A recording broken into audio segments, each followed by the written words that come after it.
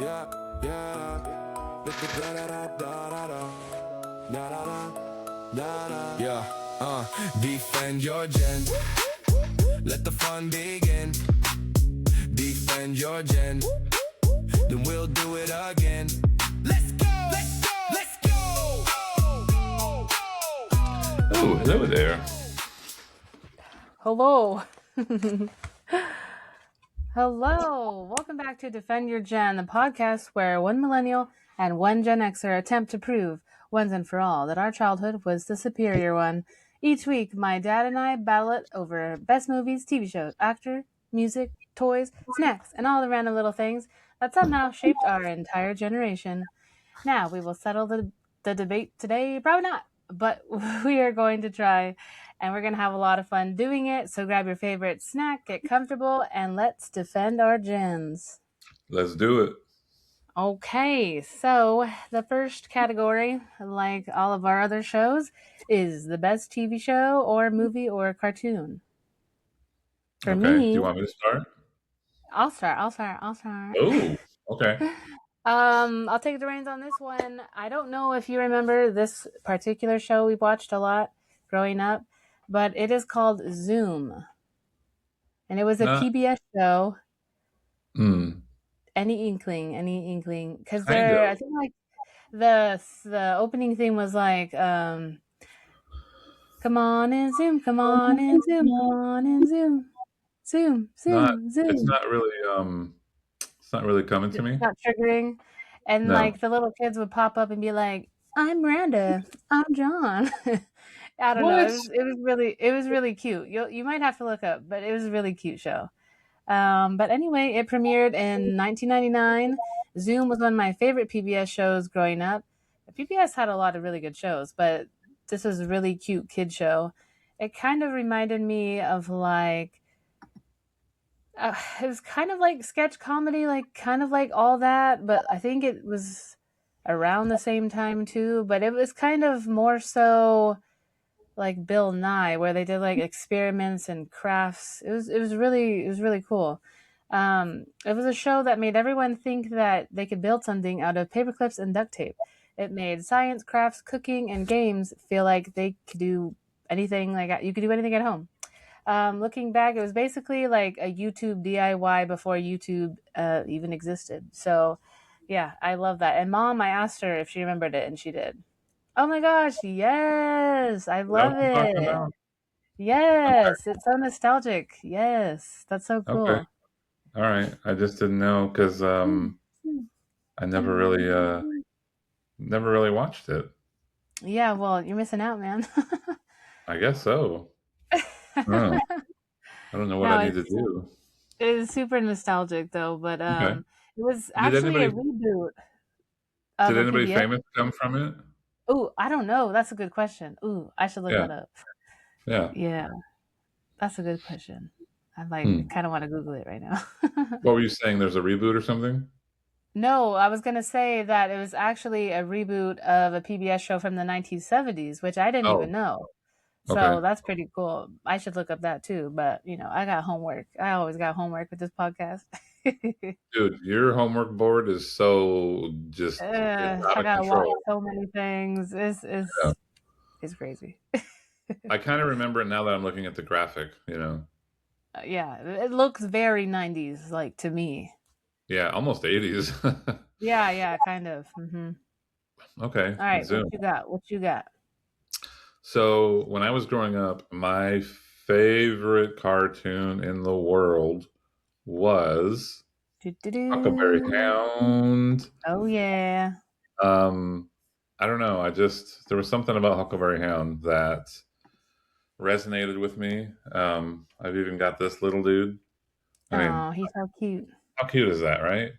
Super cute. Did he have a cereal? It looks like one of the kind that would have a cereal.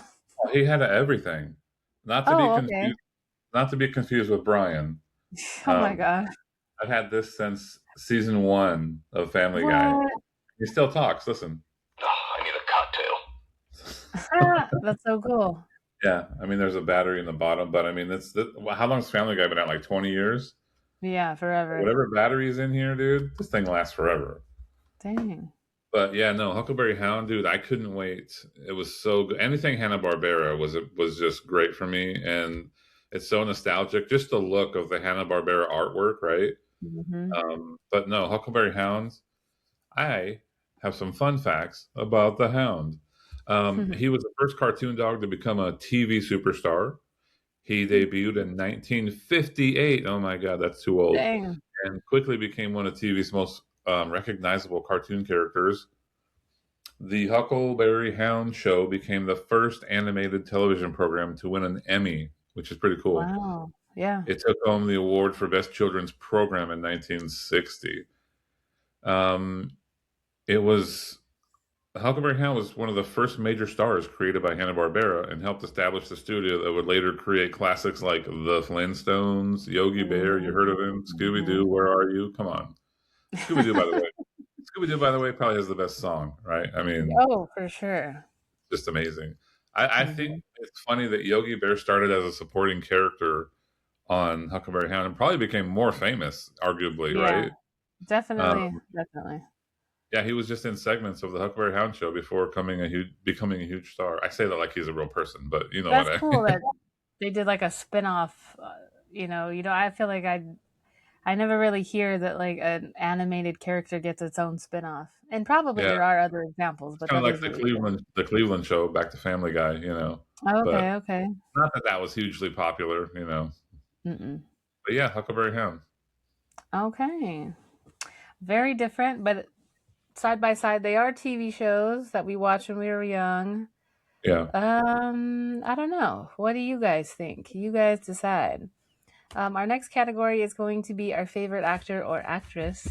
All I right. always pick actors for some reason. I don't know why. I feel like most of the weeks I always choose guys. So today, and I can't believe I haven't chosen her sooner, but this week my favorite actress is going to the multi-talented Hilary Duff, Oh which man, you may I was not. in my Go ahead. mind. I don't know why, but I was thinking Hillary Swank, and then you said Hillary, and I was like, is she gonna pick Hillary Swank? Oh my gosh. Well, kind of going back off of that idea is that you might not think of her as necessarily an actress first, but I mean, that's what she was back when I was a kid. She was known for Lizzie McGuire, which I loved Yeah. watching growing up. And I thought it was super cool because her best friend in the show was named Miranda. And I was like, oh, that's me right there. So I always thought that was like a little personal thing I loved. That's funny. And I think she's kind of like the perfect Disney Channel child star to go and be popular and still famous. And especially now, she's super relevant with like her new music and her new tour. But I will say, with her new song, it's kind of hard because it's a little cringy. Well, it's a lot cringy. The lyrics, and it's just, I hate to say it, because I love the resurgence of her. And I feel like this year, it almost feels like it's so nostalgic. We're getting a lot of those, I don't know, just feels out of people who we once loved coming back. Oh And boy, so, what are the uh, lyrics? I can't say them. I literally Okay, can't. You gotta look up. You gotta well, look up what's her the new name of the song. song? Roommates. I think roommates. Okay. I want to say, but there's like parts of the song I can't even say the lyrics because yeah. Um, I'll send it to you. Well, it's But interesting because I was just watching Napoleon Dynamite again the other day, and okay. I believe her sister Haley Duff is the one that plays the antagonist popular girl in Napoleon Dynamite. She plays Wow, I Summer. did not even remember that. That's Yeah, crazy. so it's kind of a cool tie-in there that I was just watching that, and I was just kind of like learning that that's who that was, basically. You know? Yeah, and they don't even get along or talk or anything, Yeah. which Well, is it's kind of like my life. well, not like at least I talk with all my brothers. It's probably because we're not girls, you know. Yeah. Girls can be biatches. Biatch. Okay, well, did you pick Hillary Swank or what? What you got? I did not pick Hillary Swank or Hillary Okay. Duff or any of the Duffsters. Who I did pick was Mr. Da-da-da-da-da-da, Christian Slater, Okay, okay. right? Ooh, look at him in Um, his prime. so early in his career, Wow. critics noticed his voice, smile, and mannerisms were remarkably similar to Jack Nicholson. And I noticed that too, Oh. obviously. The comparison followed him for years. His role as the rebellious JD in Heathers wasn't a huge box office hit at first, but the movie eventually became one of the most beloved dark comedies of the Gen X era, and I love that movie. Hmm. Another movie I love, Pump Up the Volume. He played pirate radio host Hmm. Mark Hunter, inspiring countless teenagers who felt misunderstood by the system. His mom, Mary Jo Slater, became one of Hollywood's most respected casting directors, helping launch many acting careers. I did not know that. So then I looked up, well, did she was there a little nepotism involved there?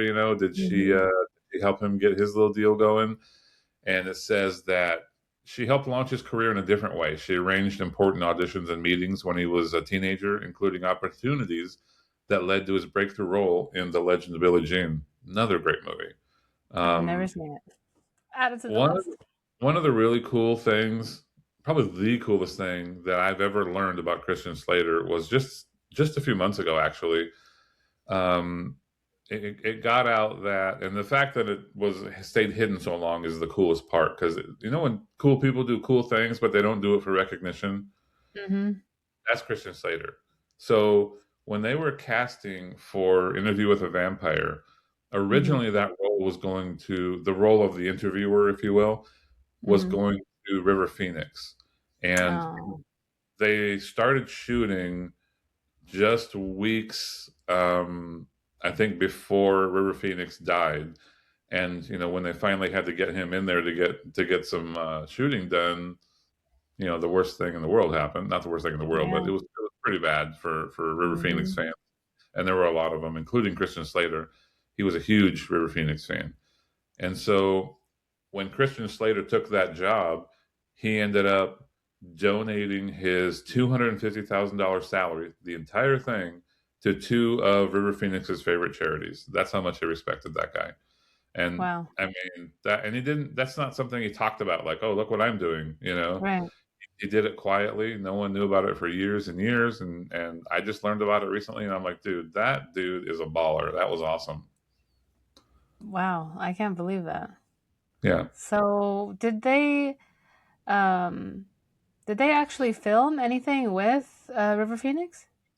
If they did, it's in the archives and no one has seen it. But I think that they probably didn't because with all the media nowadays, something would have came out by now. You would think, right? Yeah, yeah, that's true. Like I just Back I to the just Future wanted to stuff, know I just wanted to know if it was like the Back to the Future thing. right? Exactly. But no, yeah, Yeah. Christian Slater, one of my favorites, still going strong too. That's awesome. Okay. Yeah, So, okay, Hillary Duff versus Christian Slater. I love my Gleam in the for the Cube, win. but Yeah, claim that cube. Gleam that cube. I don't know. I really like Christian Slater, so I mean, I like Yeah. both, but I don't know. All right. You guys Well, let the decide. fans decide. Yeah. What do you got next? So the next topic is our favorite song or band. For me, I would definitely wanted to take the time to mention the Dixie Chicks this week. You Their mean the music, chick? well, okay, fine. I know how they had to change their Okay. name That and that's not me, by the way. It's the I see. I usually say Dixie Chicks, and so, like yeah. Jody would say, because I'm such a hater of the whole woke thing. The whole you can't say this. They're Hmm. no longer the Washington Redskins because that's Right. defamatory. Or I said, dude, I grew up in a period where things were things. You don't go change them 30 years later. You know, it's kind of like Yeah. the whole pronoun thing. You're not important enough for me to memorize your pronoun. You're what I think you are, and you want to identify as a girl, great, a boy, great, but don't think you're so important that everybody needs to change everything just for you. Sorry, rant over. Well, yeah, I was gonna say the dicks. The chicks. Oh no, I gotta get this right. The chicks would, okay, the chicks or the Dixie chicks, whatever you prefer, um, really somehow resonated with my younger self, even though I had absolutely zero life experience and definitely didn't know anything about heartbreak. But I mean, I sang every word and belted it like I knew what heartbreak was. Yeah. My favorite songs are Cowboy Take Me Away and their cover of Landslide, of course. And honestly, it just reminds me of going to like the K Frog events. You remember those? And I K-Frog, want to Ribbit. say both of you guys have probably won before from those. Yeah, I know one of you guys won a TV at one point, that was and me. I don't know, just that whole era. I feel like it's just like a time capsule of like good country music and good storytelling too. Dude, there's nothing like 90s country music. It's I kind of know, part of my jam. You know how much I love 80s alternative where I grew up, but I know, 90s country music, dude, we just went to a so good. concert last last month. Did I tell you about it? I don't know And which one. it was a 80s cover band called Straight Tequila Nights because that's an Ooh, 80s that's actually an 80s song by John Anderson. oh, Uh and they covered like 20 of our favorite 90s country songs and they were amazing. They even had a female who was a fiddle player. They did some Dixie Chick songs. ooh, Oh that's my god, dude. We knew cool. every word to every song and we were singing. Oh, It was that's so so fun. cool. I love Um that. yeah, so that's kind of my jam. And speaking of that Dixie Chicks or the Chicks with Dicks or whatever you want to call them, everybody had their debut album. Everybody had it. It was one of Yep, those albums, right? Because there was I like four know. or five hits on it, and it was just like they were so big, and it was I feel like they could have capitalized on their fame a little more back when they were famous, but I don't know. I feel like they It's didn't even need to. I feel like, yeah, they were so popular, but yeah, like not in like a showy way. They're very like subtle. yeah, but Yeah, I mean, a they lot of had their country music artists would. videos and stuff, Yeah, I mean, I but know they they got controversial a little bit later, but we won't talk yeah, they about that. did some dumb political stuff, but Mhm. what are you gonna do? Sometimes people just have big mouths and big egos, right? Hey, but then the song they dropped, "Ready to Make Nice" or "Not Ready to Make Nice," dude, I love that song, and that was Yeah, after, no, it it's was. kind of like an fu. So to battle that, my favorite band is going to be They Might Be Giants, and it's a little known Oh. band. But I got the little hoodie on. They Might Be Giants right now. Actually, a little show and Mhm. tell. Mhm. The band's name was inspired by the 1971 film They Might Be Giants, starring George C. Scott, and um, their 1990 album Flood featured favorites like Birdhouse in Your Soul, Istanbul, and Particle Man. Many Gen X fans still can sing every word, so can I. The band appeared on the animated TV special Tiny Toon Adventures, performing songs that became beloved by kids in the early 90s, which should be you. So Mhm. this is another thing that some more homework for you. The song Boss of Me became the opening theme for Malcolm in the Middle and earned their second Grammy. I love that. Um, That's that what theme I did song. not know, which was very surprising to me, was that Disney hired them to write Hot Dog for the children's series Mickey Oh, Mouse Clubhouse. oh, And, I had to listen to that thousands of times oh, with yeah. Casey, of I course. still do.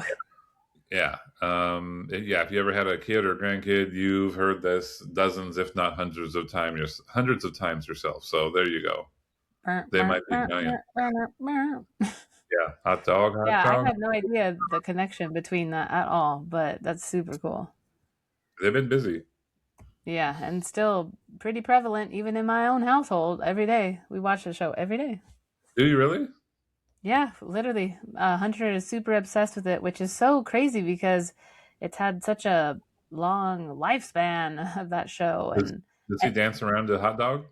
oh yeah, they love that song. It's crazy Wow. because like my not Casey, but my other brother Paul, Yeah. he like that was his show growing up, and now it's so weird to see my own son like loving that show. So But now when you hear hot dog, you'll be thinking they might be giants. that's so cool. All right. Well, um, Dixie Chicks versus They Might Be Giants. I think that's a really good one. Um, Yeah. yeah. but I'm biased and partial, so don't ask me. All right, let's go to our next category, which is favorite snack or candy. Okay. And now I'm definitely gonna have to ask you if you remember this. You probably don't, but maybe you could do a little searchy search real quick to see what they look like and see if it jogs your memory. But they Okay. are the best. They are the NSYNC fruit snacks. And I don't know if anyone remembers them, but they were so good. So they came out obviously right around the peak of NSYNC mania, around 2000, when everyone and everything had Justin's face on it. They were heart-shaped gummies that were like they had like a juicy filling in the middle, A but juicy they're filling. yeah. I mean, they were kind of like Gushers, but they were gummy, not like the texture of Gushers, but oh, they were so good. And I could just picture them like now. I think the box is like purple. Yeah. Oh, and it came with like a little card or a sticker or something like that. And I just remember like me and Megan always eating them. And I would personally get so annoyed when I would get like Chris, and I don't know why, because well, I should have said the hearts have the guys' names on it, and I would be Yeah. like pissed if I got Chris, and I don't know why. I love Chris. Chris is cool. Yeah. I think Um, everybody was annoyed with Chris. no, no, no, no. I think, well, no, I like all of them. So shout out, Kirkpatrick.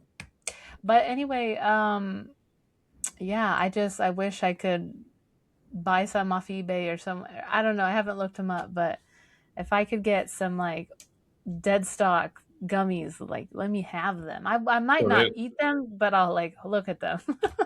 so they were like gushers, basically. Yeah, they were like Gushers, but they're not hard like Gushers are. They were Oh, soft like fruit snacks, really. yeah. Man, they were so good. They probably cause cancer too, Oh my god. but the good kind. So, to combat that, I am going to go with an old tried and true favorite, my Thrifties chocolate malted crunch. Oh, well, come on. That's hard to go against. Man, I love I that. know. I know. It was just, I remember as a kid going to Thrifties and just standing in line and getting like a double scoop, you know? It Mhm. was it was probably like 70 cents. That's how old I am, Right. you know? Mhm. And you got to choose a regular cone or a sugar cone. They didn't have a lot of waffle coney type stuff back then. I don't even know if it was like around really. Maybe in the fair, you know. Yeah. But now there's 30 different kinds of cones and stuff. But I Mhm. wasn't really a big cone kid. I would like get it in a cup. Yep, I always like it in a cup even now. Yeah, and I just found out. So Rite Aid sold most of its stores to because they're going through a whole thing. I don't know if you know, but Well, yeah, we don't all have the Rite Rite Aids Aids near anymore. me, yeah, they're like empty. They sold most of their stores to Walgreens. I don't know if you knew that. Oh, mm-mm. And yeah, they're so I was like, so my obviously the first thing is, well, what about the ice cream? You know, it survived the hostile Thrifties takeover. Is it going to survive this? So I found out that Mhm. Safeway carries Thrifties ice cream. So, Oh, we don't have any of those out here. well, no, you just Google, where can I get chocolate malted crunch around me or Thrifties ice cream around Oh, me? Because okay. there are certain stores, Albertsons, I think, does too. If you have an Albertsons, Mm-mm. well, then you're screwed. You're gonna get off this pod and be like, damn, I want some chocolate malted crunch. Yeah, well, especially because it's also my mom's favorite. Like, Oh, I'm really? sure she's having withdrawals. And the only other thing I remember ice cream wise is if I wasn't in the mood for that, I would always get like orange sherbet or rainbow sherbet. And Ew, just say sherbet. no, when I was 20, I used to say sherbet, but then I I realized know. there's no R I at the end, know. so it's sherbet. Ew, no, no, no. Take it back. All right, sherbet. I guess. All right. Uh, it's my favorite. So if you put some NSYNC generic gushers inside of some chocolate malted crunch, no, that doesn't work. No, that does not work. But I, I think I would still choose the instinct fruit snacks because it it was I could just imagine like just Well, the they're more texture. nostalgic for you. Yes. Well, no, I will say both of them. I had both of those two things growing up, so Right. Yeah, they but really both are for me. But Chocolate Malted NSYNC, Crunch didn't have Justin's name inside of it. oh, that's so sad. But I Yeah. could spit out the little balls and make a J out of them.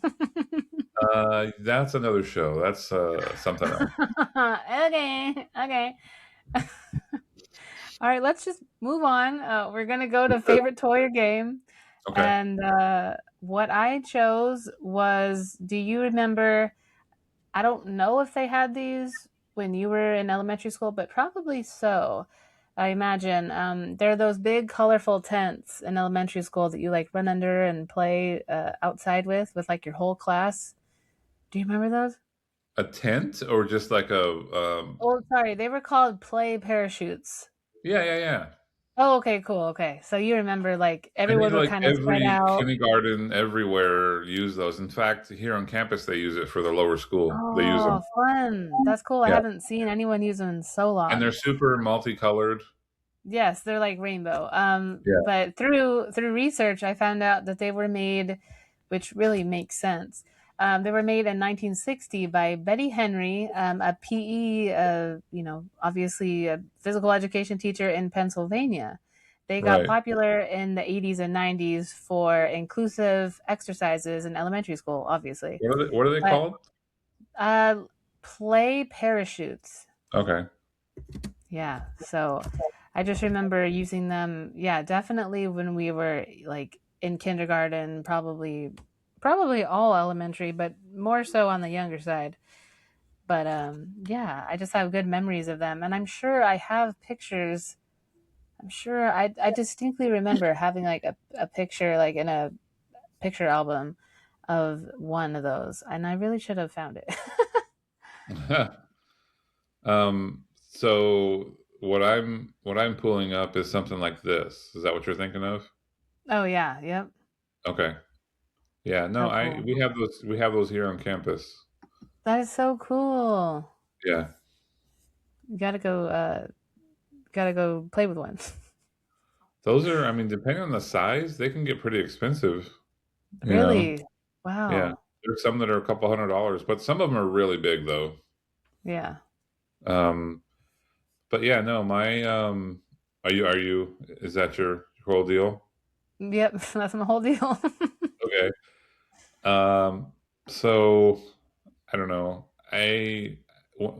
It's hard. This is a hard category for me because like toys and games, I had a childhood with a lot of brothers and a lot of cousins, and we played a lot of things inside and outside. But Mhm. I was thinking, what was something that I really enjoyed that was just mine that brought me comfort? And that's really how I got to this show and tell moment right here. And you may think less of me, or you may think more of me. You may see a side you've never seen before, Oh, and I no.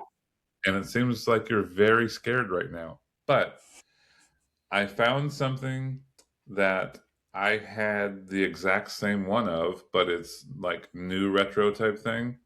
Okay. And one of my favorite things, and I'm ashamed to say I was probably too old for this when I had it. I'm not going to give you my age. That should tell you right there. It's a little embarrassing, but one of my favorite things ever was to cuddle up with and go to sleep with my pound puppy. Oh, that's so cool. I love I did that. have this exact same pound puppy. They come in their little pound puppy thingy, their little box, Yeah. I and had a mine smaller one. and it's kind of like a Cabbage Patch Kid where they have a little certificate and stuff, and it says when they Oh, were born, and I don't remember if they have a name or you name them, but I remember mine was oddly enough because my son is named Casey. My puppy's name was Casey, wow. so I don't remember That's if I super named cool. him. I think it comes with a name. But now you probably have the option of changing it or whatever, right? Or Yeah. registering it online or who I don't know what they do. Yeah. But I'm not Mhm. taking this out of the box because there's another there's a lot of people who live here on campus, faculty and staff and stuff. And there's Mhm. this one kid who's like 4 years old and he just had a birthday, so I'm gonna give this to him. Just 'cause Aw. I like donating the stuff that I use for the podcast, the show and tell stuff, because otherwise it would just like pile up in the house, right? So Yeah, I'm in a room full of that. right, and I would obviously donate this probably to. I don't know. I don't know if it would be Hunter. I don't know if the kids would fight over this. I think. Do you think Riley Well, would like I feel like Riley wouldn't be really probably that interested, only because it doesn't make noises, or maybe it does. I don't know. I don't think it does. No, Yeah, it's more of a hunter thing, you know. He's more into things that texture and are, stuff. yeah. Yeah, if you get this to make a noise, there's a problem. So yeah, Dude, pound I puppy. did not know where you were going with that intro. Boy, did I not know. I thought you Yeah. were gonna come out with like a freaking 1970s crusty ass blanket or something. Oh wow. No, I keep that in the closet. Okay. I keep all my crusty stuff in the closet. Oh my Um, God. but Moving on, moving on. but no, pound puppies, dude. They were so, just I don't know. Oh. It seems like the material that they used too was like super soft, whatever it Mhm. was. It was kind of like suede. But Yeah. yeah, I remember my pound puppies. I only had one, I guess, pound puppy. Yeah. Yeah, that's super cute because it definitely carried on throughout the 90s though, because they ended up making small ones. Because I remember having like a pretty Yes. small one. Yes. Um, and I don't necessarily remember like really It what was, I color it think was or whatever. it might have been like a McDonald's toy at one time, and Yes, that's what it they were feels like. It yeah, feels like it was more of like a Beanie Baby size or like a teeny beanie yes, baby. Yeah, yes, yes. exactly. Okay, yeah, it's really like triggering that memory for Cool, me. cool, cool. Moving on. What do we got? What's our next Okay, category? it's talking trash, your favorite one. Oh, dude, I Uh, want to go first. okay, All right. take it Here, away. and I'm just going to show you the image, is what I want you to defend. Yeah, Spice Girls. Okay, Yes. so I will say I do love the Spice Girls. I love their first album, and well, I know a lot more lore behind even just their name. So Why I were guess they so popular? the thing is that they only had an 18-month range of popularity before Ginger left the group, and I think that is so crazy because that's even shorter than NSYNC span. And I think NSYNC was only even together for maybe 3 to 4 years. What do you mean? NSYNC is still So, around. oh my God, to me in my house, but not to Yeah, everyone. you've got like a But shrine built to them. I do.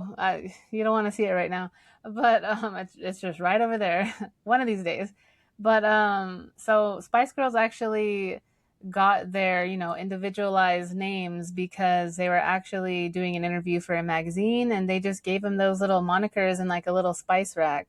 I'm sure you can What? find the picture of it, and it's super cool because they didn't have all those little association little names tagged with them.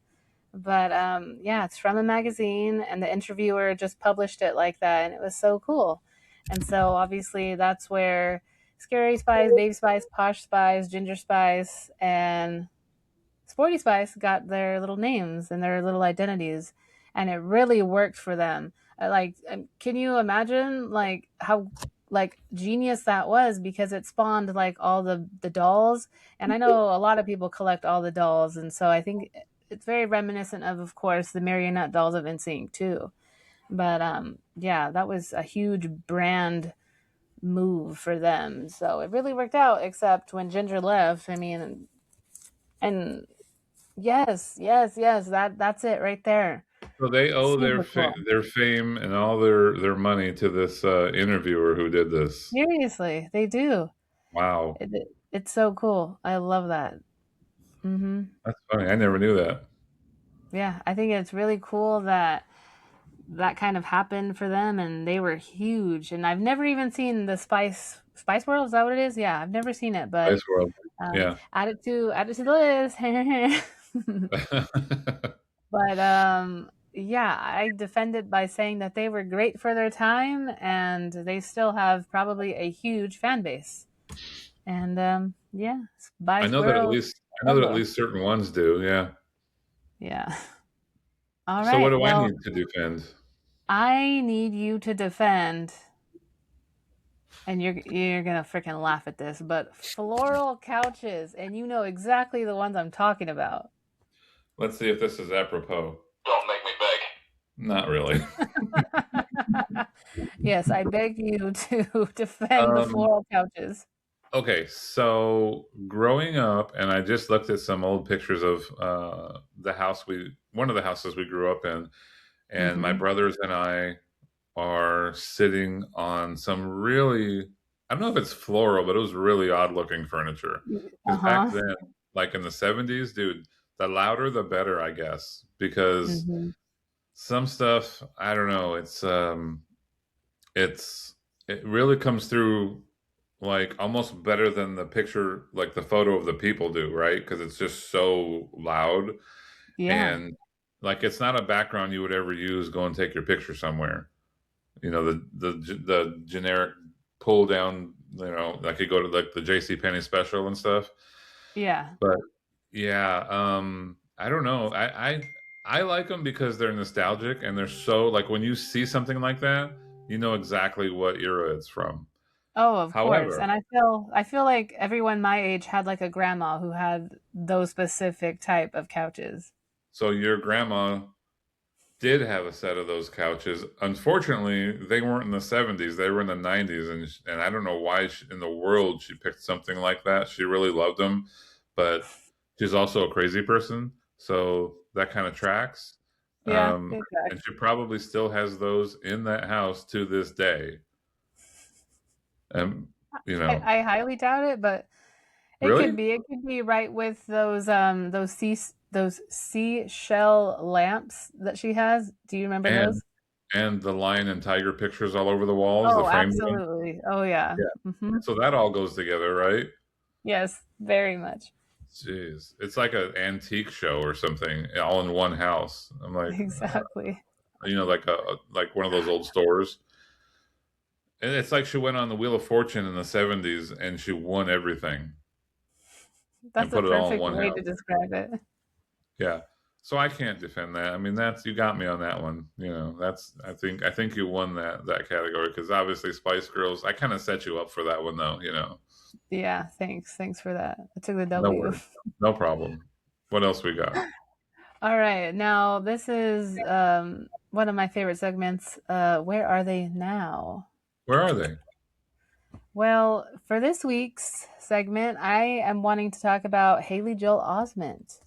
Because if you were a millennial growing up in the late 90s and early 2000s like me, he was really popular. And this was a lot before his younger sister, Emily Osment's own career would explode. Most people remember him for his iconic role in Sixth Sense, which came out in '99, a role that he was actually nominated an Academy Award for at just 11 years old. And of Hmm. course, the line, I see dead people, became one of the most famous quotes of all time. But after that, he went on to star in films like AI Artificial Intelligence, where he played a robotic child searching for love. And he was also in Forrest Gump, where he played a young Forrest Gump Jr., and which is wild because I mean, he was super young, and you really realize like how young he started acting. So what is he up to now? The cool thing is, Haley Joel Osment never actually disappeared. He just shifted into a very steady adult acting career. In recent years, he's been showing up in a lot of TV and film roles that are, most often comedic characters. Oh, there you are. And he has appeared in shows like Silicon Valley and What We Do in the Shadows, which two shows I've never seen. But he's done a lot of Oh, voice acting work. you I should should. watch What We Do in the Shadows. It's funny. Ooh, okay. And of course, he's also known for his longtime voice of Sora in Kingdom Hearts franchise, which I love. Fun fact, he actually stepped away, as most do, from Hollywood as, child actors, to go to New York University where he studied experimental theater, which sounds really interesting. Um, and, he kind of stepped back. He lived a normal life for a while and then he returned on his own terms, which I think is actually really cool. That's cool. What is experimental theater? I know. I don't know. You might have to Google that or not. I don't know. No, I don't think I want to Google those words. Yeah, I don't know. It would be probably a lot of like improv and things like that, I imagine. Hmm. Okay. It Well, sounds that's not where fun. I was thinking. Oh God, oh God. No, I'm just saying, experimental theater sounds, I mean, you could take that a lot of ways, right? Well, yeah. I don't know. I don't know, maybe super really deep roles or I don't know. I really don't know. Maybe it's more like groundling type stuff, like you can't say no to things. You just have to keep going with it and make something funny or make something original or make something Yeah, cool. so I was right. I said improv. That's basically I what said you're may I describing. said I said maybe. I'm not looking it up or anything. Okay, okay. I'm not really sure what it is. Okay, well, um yeah, who do you got for where are they now? So my where are they now is the one and only, the wonderful Mr. T. Oh yeah, I'll pity the fool. Before becoming famous, he worked as a bodyguard for celebrities including Muhammad Ali, Michael Jackson, and Diana Ross. You know what? Steve McQueen Wow. also. Steve Okay. McQueen. If you okay, you got to put Steve McQueen on your homework board too. If you don't know much Okay. about Steve McQueen, I could do a I whole show don't. about Steve McQueen. He's Mr. Mm, Cool, by the way. His trademark gold chains were inspired by jewelry left behind after nightclub fights while he worked security. So basically, he stole all his love chains. that. It eventually just became his look, right? Mm-hmm. At the height of his fame in 1984-85, he had an action figure, a cartoon, a breakfast cereal, comic books, a hit TV show, A-Team, ever heard of it? Mm-hmm. And a WrestleMania main event. Yeah, he was a wrestler. But That's no, but no candy bar. no, that's probably as close as you can get to being a real life superhero in the 80s, minus the Oh candy yeah. bar. Mm-hmm. What's he doing now? At 74 years old, Mr. T is mostly enjoying a quieter life than he did during his Rocky 3 and A Team days. He's Mm-hmm. staying active and working out, making rare public appearances, and still embracing the Mr. T persona. Good on you, Mr. T. Love that. Yeah. Okay, well, I don't know too much about him, to be honest. I feel like, yeah, I only really remember him just kind of existing. Never in anything that I think I watched, I don't think. You've But I never mean, I watched know about him. you've never watched any like A Team? It was before my time, so I know what it is. I've just never watched it. Not even an accident? Maybe it never made a big impression on me. Wow. Okay, So so sorry to disappoint. I don't know. The A Team was such an '80s thing and so iconic. I don't know. It just seems like if you go to Pluto or watch any kind of thing like that, it's something that you have to kind of like experience, like the Matrix. There's the Mr. Oh T cereal for you. wow, that looks interesting. Yeah, I It don't know kind why of looks I got the ET like cereal in there too. oh wow. It looks like the bits from like Lucky Charms. Yeah, it almost looks like dog food also. Yeah. Oh yeah, Pee Wee We're Herman, just shitting on him. dude. Pee Wee Herman in Pee Wee's Playhouse in the movie, he or whatever it's called, Oh, Big, that's cool. Big Top Pee Wee or whatever. He actually was eating Mr. T cereal in the movie. That was funny. I forgot about that. Oh, that's cool little fun fact. Yeah, Okay. Well, our two choices are very different, I'll but say. I'm glad they're both still, happy and healthy and they're alive and doing well. Yeah, maybe they'll do something together. That would be crazy.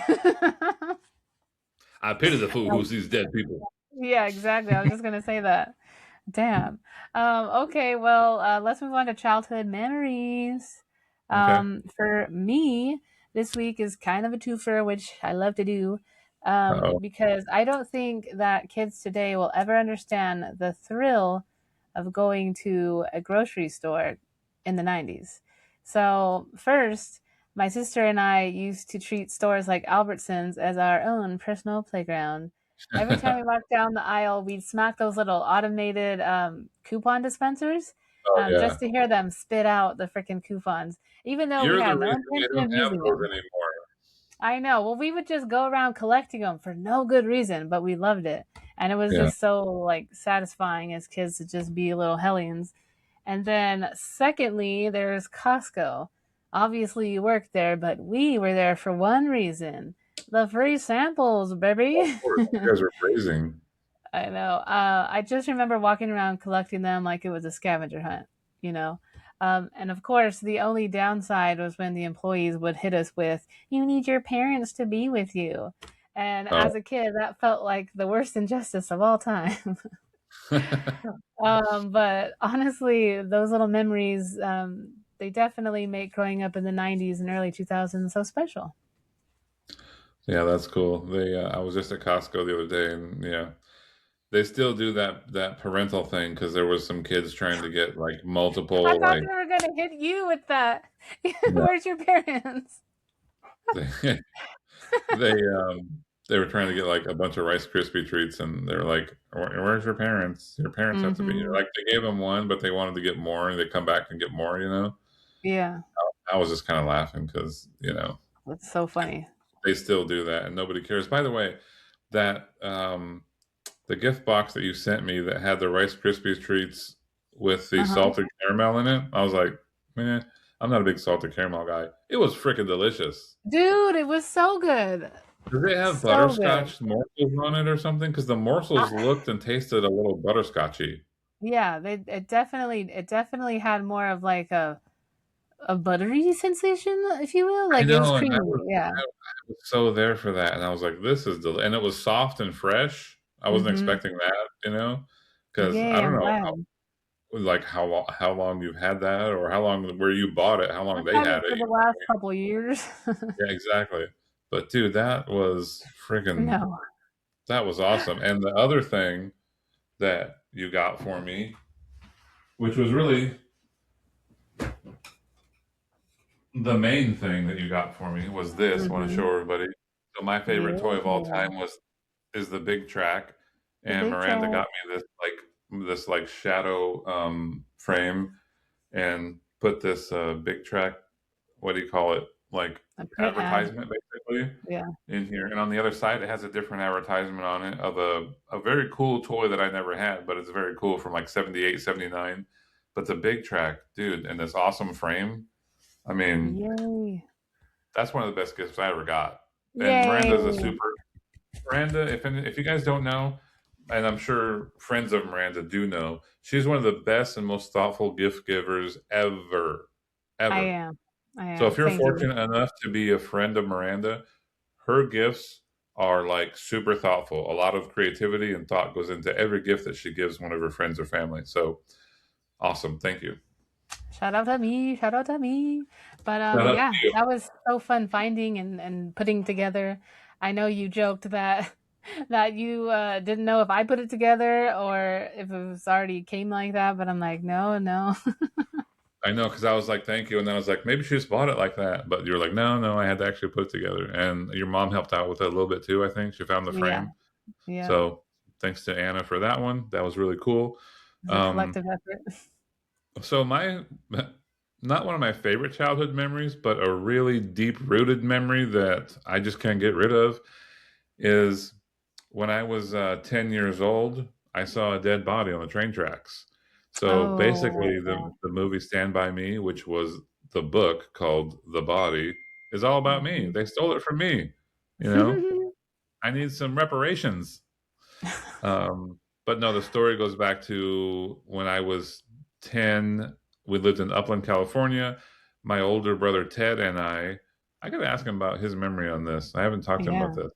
We lived by a train track. It was out like there was the apartment, and then there was a carport, and then there was a train track on a little tiny hill with rocks. And so I don't remember it being an active train track. It seems like there was never a train that went by. Mhm. Um, but the train track, like if you go to the like 7-Eleven, you go to the store, you just follow the train tracks, and that's how you Yeah. went. So one Saturday we went out, we had a couple bucks. We wanted to go 7-Eleven to play some video games because the 7-Eleven had like 2 or 3 video games in it, and you get a big gulp and the candy, and you play. You save your other 4 quarters for back when video games used quarters, by the way. Mhm. And you could be there for a couple hours just playing and stuff. So we left the apartment, and went to the train tracks. And as soon as we got to the train tracks, there was this old guy. He looked like he was about 140 from the Bible, and he was 140. like, and he asked Ted for some water, and Ted's like, yeah, get away from me. And so then we just we moseyed on down the train tracks, went about our business. A couple hours later, we Mhm. came back. We saw cop cars and an ambulance and a fire truck, and the dude looked like this.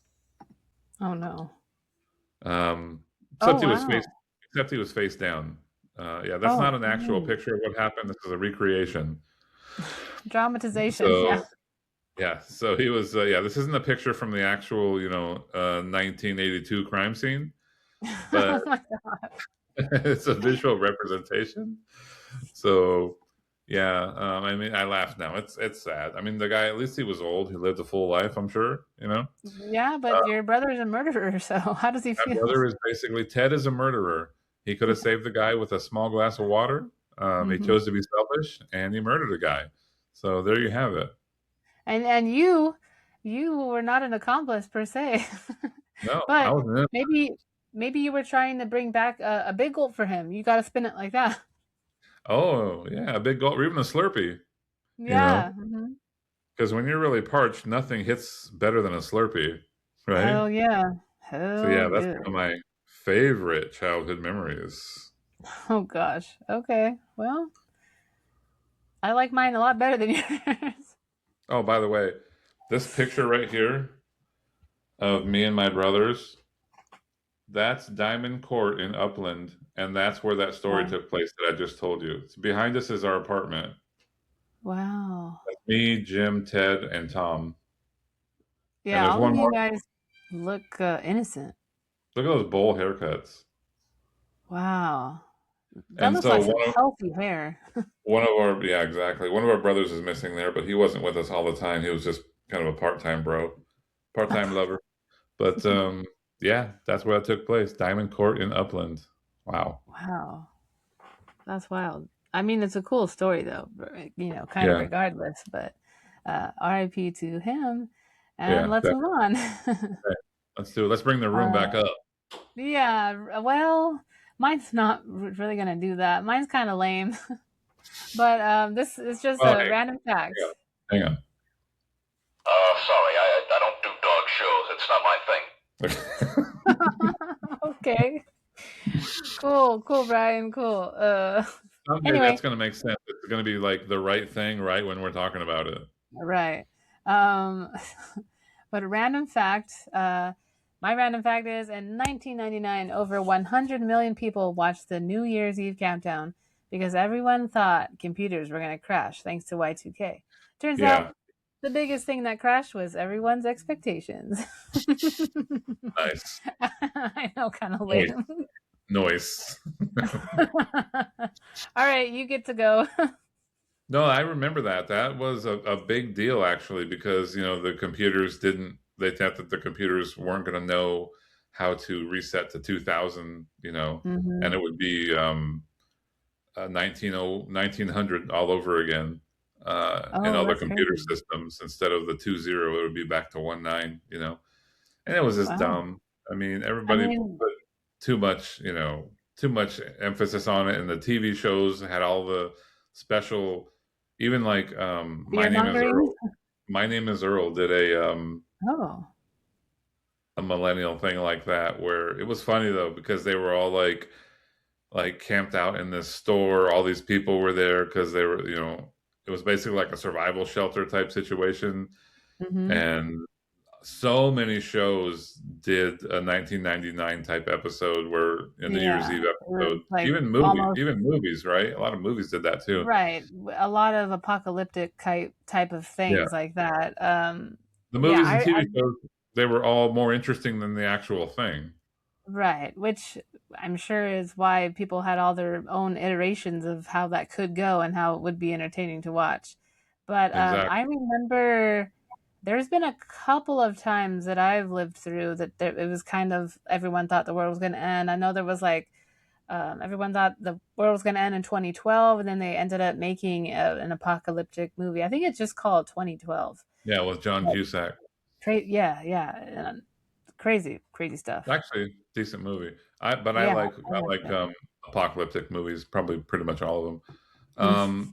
My random fact is going to be the fact that Gen Xers had to use these things called Dun, dun, dun, typewriters dun. back in the day. Love it. And I love them now, but I hated them then because Mhm. couple of reasons. I remember being in school and having to take a typing class, or I chose to take Mhm. a typing class because it was the easier of the options. And Or so you since thought. our last name starts with W, they Hmm. would always do. I hate alphabetical order with a passion. When I someone know. says alphabetical order to me, I'm like, just add the word reverse to the Yes. front. To the front. Once Yeah. in a while, just once in Once a in a while, while, my do teacher would, reverse and I'm like, alphabetical hell yeah. order. It kills people that are at the bottom of the list. So the reason that it killed me in this situation is they handed out all the typewriters in alphabetical order. And by the time they got to your Oh. boy Johnny, guess what they ran out of? Electric typewriters. So Hmm. I had to use a manual, just like this one. Hmm. And while everybody's using a nice IBM, I'm like hunting and pecking. Cha-ching, cha-ching, cha-ching, cha-ching, cha-ching. I'm like, dude, I love that. I can't keep up with your instructions. I mean, and the other typewriter story I have is when I became a pharmacy tech back in the day when I was like 19 or whatever, and I went to get a job at Kaiser. You have to type 40 words a minute with Kaiser, and that's great. That's not a lot. That's kind of like Hmm. minimum nowadays, right? But your boy, not used to typing, I went to take the test, and you can take it like 2 or 3 times. And the first time I took it, it was like 37 words. Dang. Second time, it was like 39 words. Dang. And then the third time I took it, it was like 38 words. I went backwards. I'm like, That dude. sucks. So I never went back again. I could have had a job at Kaiser. We could have been amazing. You could have been rich. You would have been somebody else Damn. in life. No, I'm just kidding. But That would have saved your marriage. I really wanted exactly all of them, all the marriages. No, but I really wanted that job at Kaiser as a pharmacy tech. I ended up, working at Costco, which was actually really cool too. So, I mean, Hmm. everything happens for a reason. I'm a big believer in that. Yeah, But dude, typewriters kicked my ass. that sucks. And I mean, and now, and now I what a edit for a living, what a basically. correlation of like the events that would follow. That's funny. And basically, I edit all day now. Not all day, but I do a ton of editing, and I'm on the keyboard like all the time. Mhm. Not really typing, but you know what I mean. Yeah, that's cool. So, yeah, Okay, okay, random. cool, cool. Okay, so our last segment is gonna be our burning question. Ooh, Question. a burning question. um, our burning question. I'll go first. What do you think would be the hardest concept for today's kids to, kind of get used to? Would it be having a family computer that everyone had to share, needing to remember phone numbers, don't touch the TV while it's warming up, or waiting a full week for the next episode of your favorite show? What does Hmm. that third one mean? Don't touch the TV while it's warming up. Just the idea that you had to like wait for the TV to warm up. Like I remember that. What? All the old TVs. Yeah, Warm I up? remember that. Yeah. Sometimes I think you're from a different planet. No, we had a really old TV in our bedroom when we lived at grandma's house, and you literally had to like wait for it to like turn on. And yeah, I remember that so specifically. I think you're the only one on the planet that has. No one is like, oh, I'm with you, girl. I never heard of that. So I'm Really? taking that one off the table. Okay. Um, I think what kids would have the hardest time dealing with today, the computer is fine. I mean, you can just do your homework or do whatever because they use their phone for everything anyway. Mm-hmm. I mean, kids do use computers, but the other two things were waiting for an episode, or what was the other one? Needing to remember phone numbers, like having to memorize them. So, a phone number would be challenging. Mhm. because nobody remembers phone. It's funny because I was watching the first part of that new movie, Good Luck, Have Fun, and Don't Die, and Mhm. the first part is where a time traveler comes to Norm's restaurant. He's trying to recruit people to save the world, and he's like, "I bet you guys don't even remember phone numbers. Like, have you memorized the phone number? What's you know?" So it's funny that you Yeah. mentioned that. But I think waiting a whole week to watch an episode of a show that you like, I mean, that's difficult because we're so spoiled with everything you can. Everybody wants everything instantly. I mean, you can microwave a Pop Tart in 3 seconds. We're not waiting for a toaster anymore. Right. But yeah, that's probably the hardest thing is the phone number. But the most like anxious thing would be the waiting for another show. Okay, And I because agree. I know that because there are still shows that do that, like on Yes, of Netflix or course. whatever. Sometimes Yeah. they drop a whole 10 episodes, but sometimes it's like one episode at a time and they already have them all filmed. I'm like, dude, just give me like two or three at a time. And some Yeah. people, I mean, some of imagine if them do that. Traders was only once a week. Yeah, I hate that. I want to see the whole Mhm. thing, but they do it for a reason Yeah, of course.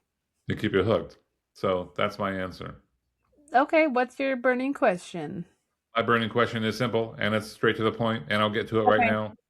Who was the Are you a funniest robot? movie? Who was the funniest movie villain of all time? The funniest movie villain. Here's my answer. Oh yes, Dr. Evil, and they're coming out with a new one. I know. So exciting. He's also so yeah. Mike Myers is busy. He's got a new a new Austin Powers, and a new Shrek. Shrek. Yeah. Yes, hell yeah. And he looks damn good. He looks And real in the good. morning, I'm making waffles. Hey, I mean, you can't quote that because that he didn't say that.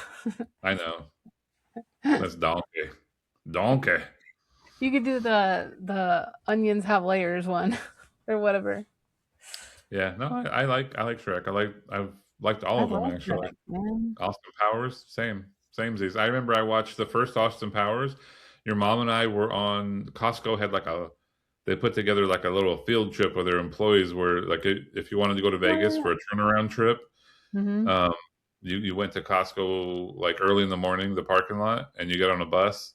You paid like $40 or $50 a person, and you get on a bus, and the bus driver drives all the employees and employees' family, whoever wanted to go to Vegas to to I don't remember which hotel we were at, but it was at a casino hotel. You stayed for 5, 6 hours gambling, got back on the bus, and then takes you back to Costco. So That is in so the cool bus, and random. I know in the bus they have TVs, and the guy brought a Mm-hmm. couple of DVDs, and one of them was the very first Austin Powers, and that's the first time I watched it. I was like, oh my god, this movie's amazing. Wow, Yeah, that's crazy. that's Okay. crazy and random. That should have been a random fact. Yeah, I love gold member, like I bet you Fat do. Bastard, gold member, Foxy Cleopatra. Like, I Get in love that my one. belly. The Fat Bastard was amazing. Everybody I quoted him know. for so long. Two things I I love want to talk about since the show is over now. One, I got my author proof here of Wander Wisely, my interactive that. YouTube book. Ooh. And check this out. At the beginning, oh, I'm not that cool. I thought I would open it up to where I wanted. At the beginning of every chapter, there's a QR code you can scan, so it takes you right to the video of that chapter. So you can watch the video and read about it. That is so Um, cool. I love that. it's a pretty cool interactive book. I don't know. I know that they have school books like this where like like an English book, and you can do a QR code and it'll teach you an English lesson or something. But outside of school type books or Hmm. didactic books, I don't know if they have anything like this, or if I'm kind of like coming up with this kind of deal. You know what I'm saying? Hmm. That'd be But really cool. it's a very cool concept. There's a sexy dude on the back right there, and look at that guy. And hey, sexy dude on the front too. Look at that guy. Oh my God. But yeah, no, it's also available as an e-reader. Okay. And Is it on Amazon to purchase? so I took all my books off Amazon months ago because Oh, they don't give authors very much money for their work, and they take like 90% of all the money. whoa. I put everything on draft to digital, and Draft to Digital takes everything and puts it on all the other formats like Apple, Barnes and Noble. So it's on everything except Amazon. And I know that kind Oh, of sucks because Amazon is so big, but um, makes more they sense. I might put it on Amazon also, but I like the fact that it's on all those other platforms now. So yeah, if you just look for Wander Wisely, just kind of Google it, Wander Wisely. It's called Our Interactive YouTube Adventures. Mm-hmm. Super But it's really cool. cool because there's a ton of stories in there, and there's a lot of funny stuff, a lot of cool road trips, and I'm really I proud just of it. love that it's like a physical book. I Me mean, I too. I know love the all your books are physical. yeah. So no, that's my 10th book now.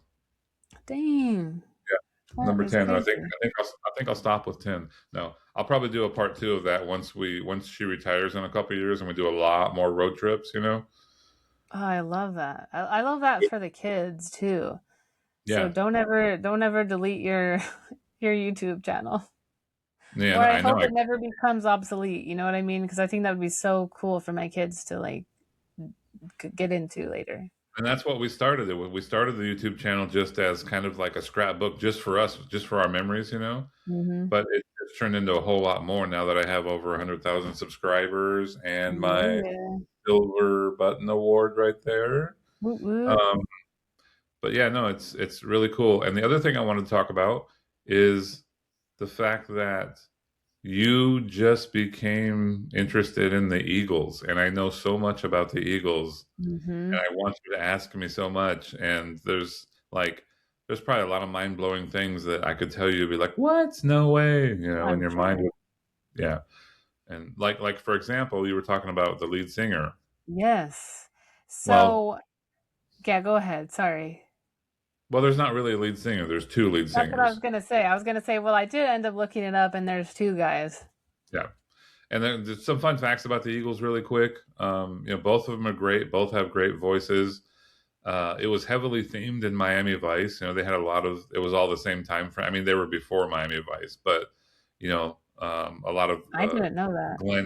Glenn Fry, had Smuggler's Blues, and that was Miami Vice. It was a whole thing.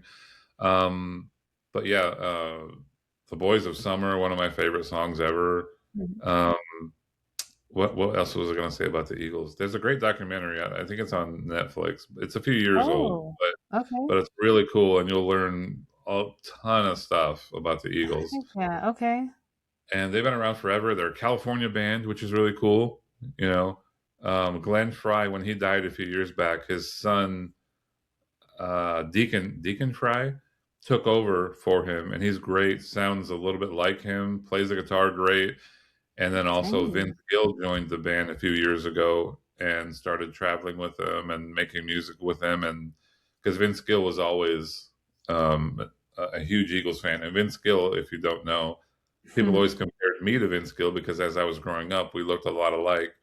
And um, yeah, so when he joined the band, we saw the Eagles with Vince Gill at Petco Park in San Diego I did a not few know years that. ago.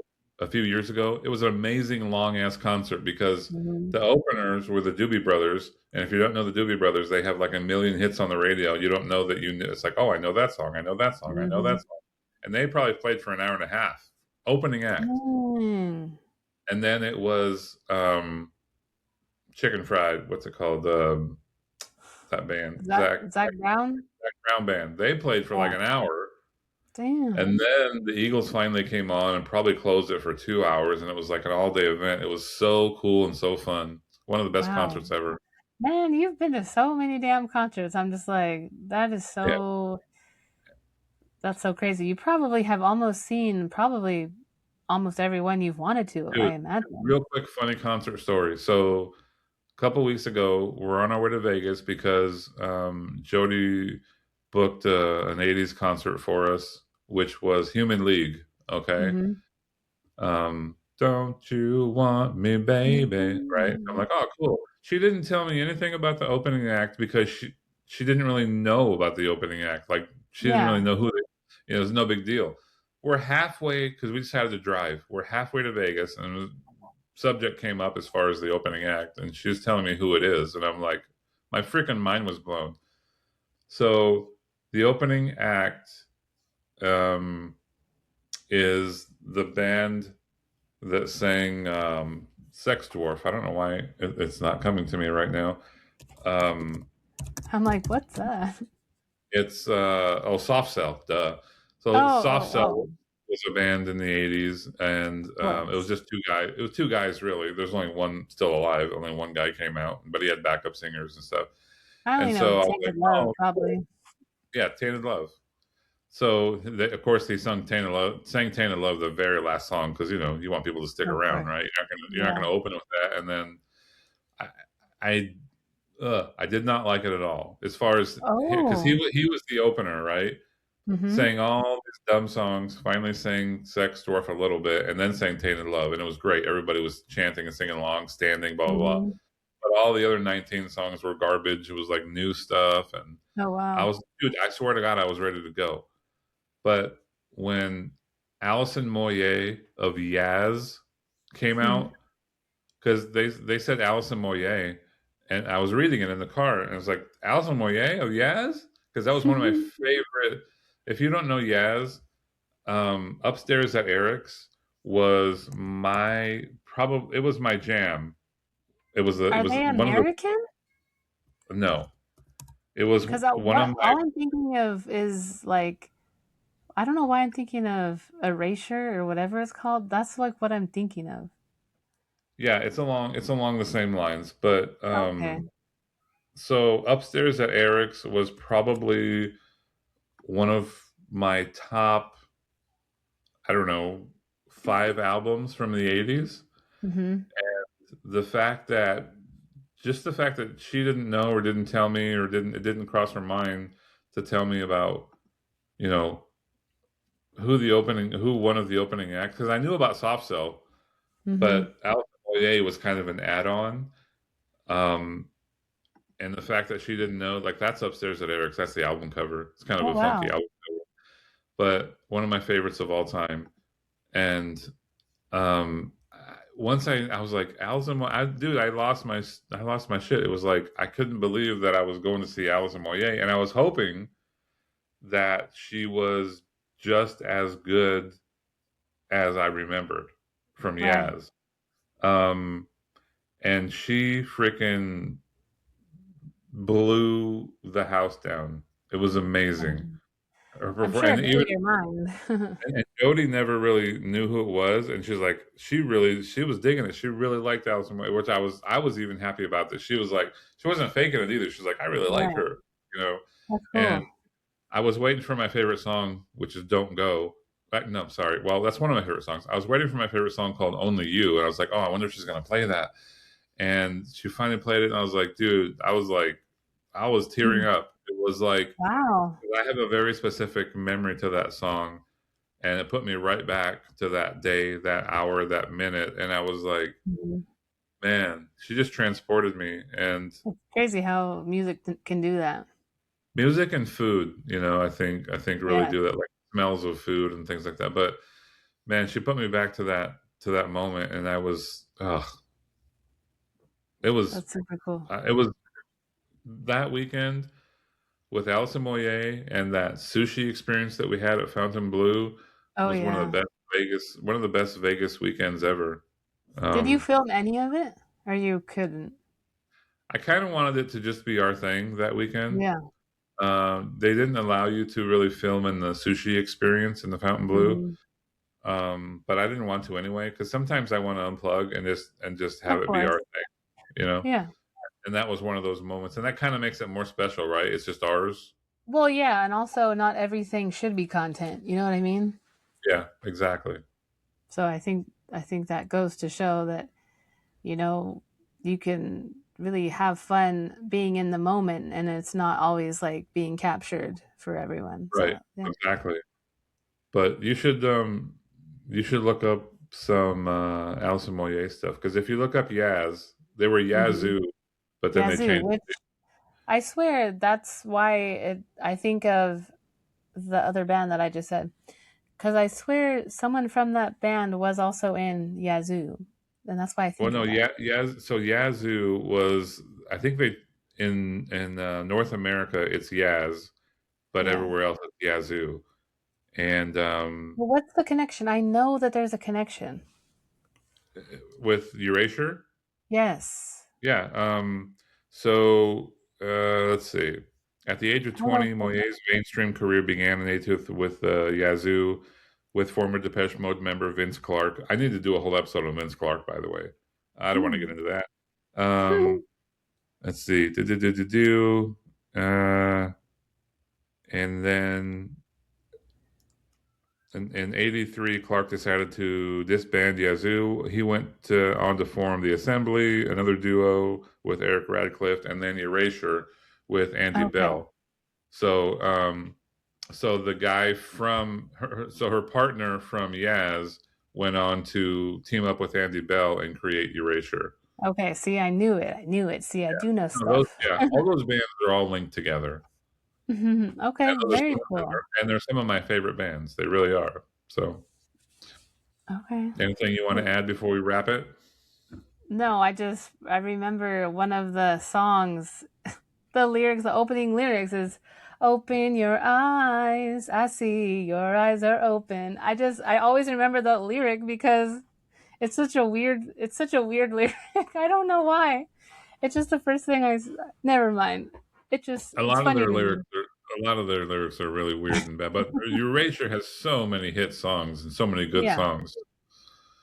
Like when they came out with Erasure Pop, I think it was called, like a hits album. Every song was a banger. Every song. Okay, and maybe the guy that was also from Yazoo was like the synth guy. I don't know.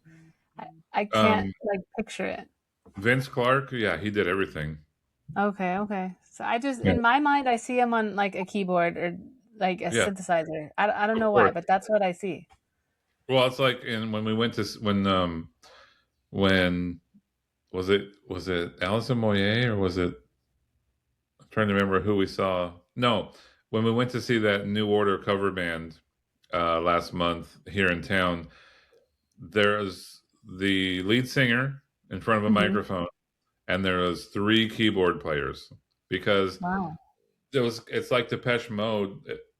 It's so hard to play a Depeche Mode song because they're layered with several different keyboards, and they had 3 different keyboard players, and the guy in the middle was just with a microphone because it's like dun, dun, dun, dun, dun, dun, dun, dun, and then while you're doing that, some other guy's going dun, dun, dun, dun, you know. So they layer all these different keyboard sounds together. One guy can't play everything by himself, you know. Wow, that's cool. I mean, you could probably get like a loop machine or something. Oh yeah, you could, but I mean, if you look up old Depeche Mode videos on YouTube, you'll It's see like all that. the different. You'll see 3 on some videos. 2 of them are playing keyboards. Dave Gahan is singing, and then the other guy's drumming. So, but I have seen up to 3 keyboards playing. So, Wow, that's pretty cool. very cool. I like it. Cool. Okay, well, that wraps another episode of Defend Your Gen. Now comes the most important part where you decide who won. Did the millennial side make a stronger argument, or did Gen X somehow pull off the upset? Let us know, cast your vote, and settle the debate once and for all. If you enjoyed today's episode, make sure to subscribe, follow, and share the show with your friends, family, coworkers, whoever you want. And the one person who insists their generation had the best everything. Thanks for listening, and remember, nostalgia is powerful, childhood memories are unreliable, and next week's debate is already loading. We'll see you then. See you later.